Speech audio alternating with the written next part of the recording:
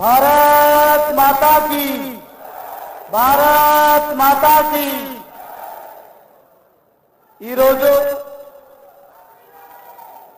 गौरव Bharatiya Janata party जातीय अध्यक्षुलु नितिन नवीन सिन्हा गारू తెలంగాణ గడ్డపై ప్రత్యేకించి పాలమూరు గడ్డపై అడుగుతున్నటువంటి ఈ శుభ సందర్భంగా తరలి వచ్చినటువంటి కాషాయ కుటుంబ సభ్యులందరికీ, వేదిక ముందున్నటువంటి వేదిక పైన ఉన్నటువంటి పెద్దలందరికీ, ప్రత్యేకించి మనల్ని గంట 2 గంటలుగా ఆదరిస్తున్నటువంటి కళాకారులకు, మీడియా మిత్రులకు ప్రతి ఒక్కరికి కూడా పేరు పేరున ధన్యవాదాలు తెలియజేస్తా ఉన్నా।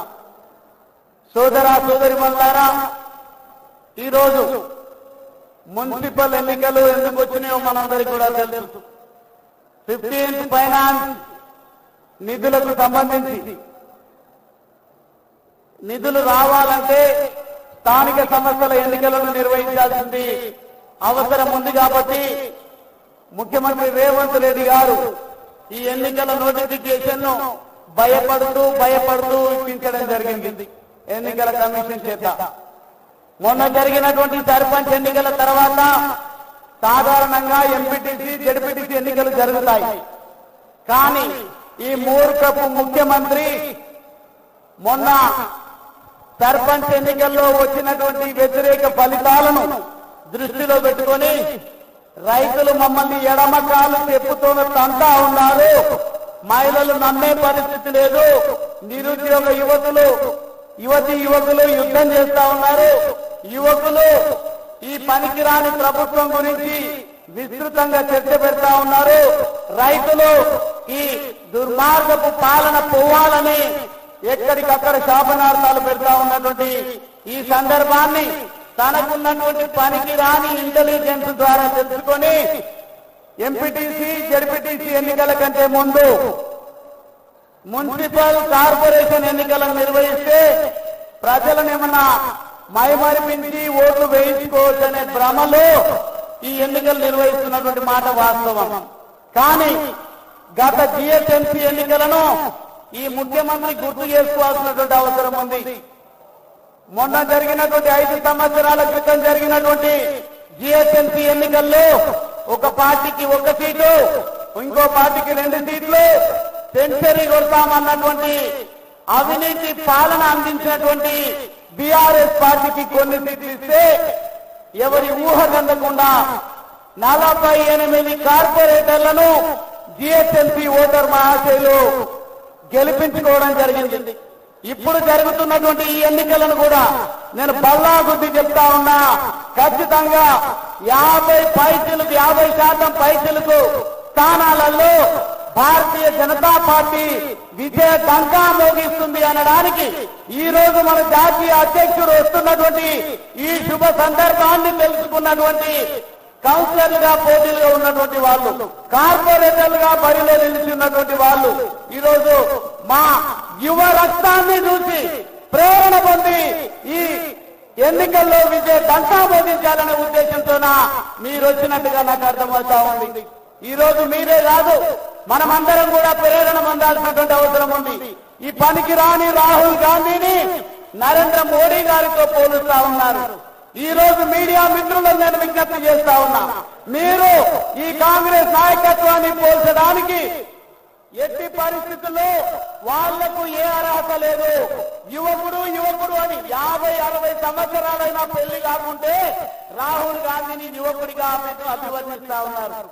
యువకుడు అసలు సిద్ధమైనటువంటి యువ నాయకత్వం ఎక్కడుంది భారతదేశంలో అంటే భారతీయ జనతా పార్టీలో ఉంది, మరి ముఖ్యంగా మన నితిన్ నవీన్ నాయకత్వంలో ఉంటుంది అని చాటి చెప్పడం కోసం యువ రక్తాన్ని ఈ దేశానికి అందిస్తా ఉన్నారు।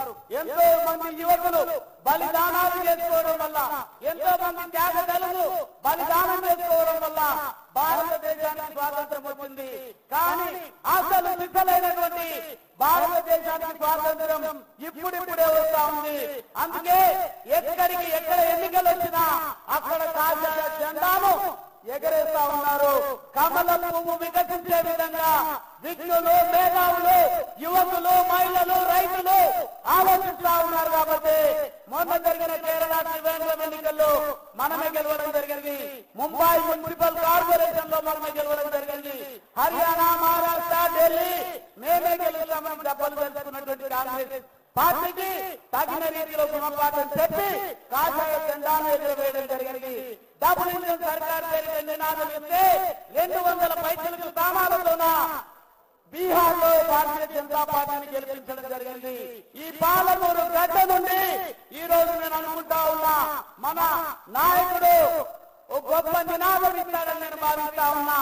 ట్రిపుల్ ఇంజిన్ సర్కార్ రావాల్సినటువంటి అవసరం ఉంది. భారతదేశంలో ఏ ఎన్నికలు జరిగినా స్థానిక సంస్థల ఎన్నికల్లో కూడా భారతీయ జనతా పార్టీ విజయ డంక మోగించాల్సినటువంటి అవసరం ఉంది. కాబట్టి ఓటర్ మహాశయులకు నేను 2 చేతులు జోడించి విజ్ఞప్తి చేస్తా ఉన్నా.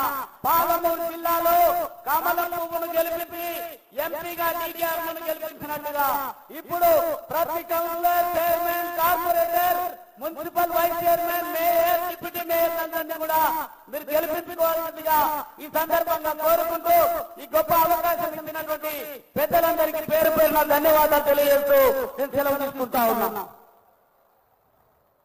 భారత్ మాతాకి.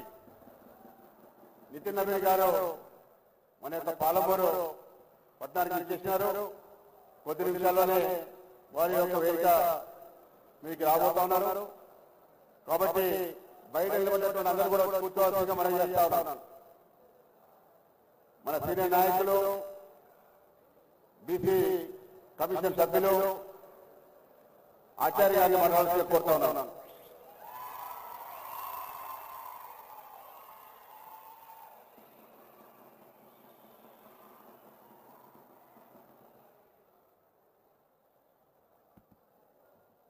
భారత్ మాతా కీ. నరేంద్ర మోడీ గారి నాయకత్వం. వేదికపై ఉన్నటువంటి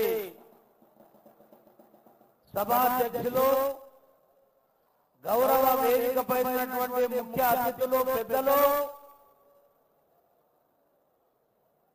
11న జరగబోయేటువంటి మున్సిపల్ ఇతరత్ర ఎన్నికల సమర శంఖారావానికి ముఖ్య అతిథి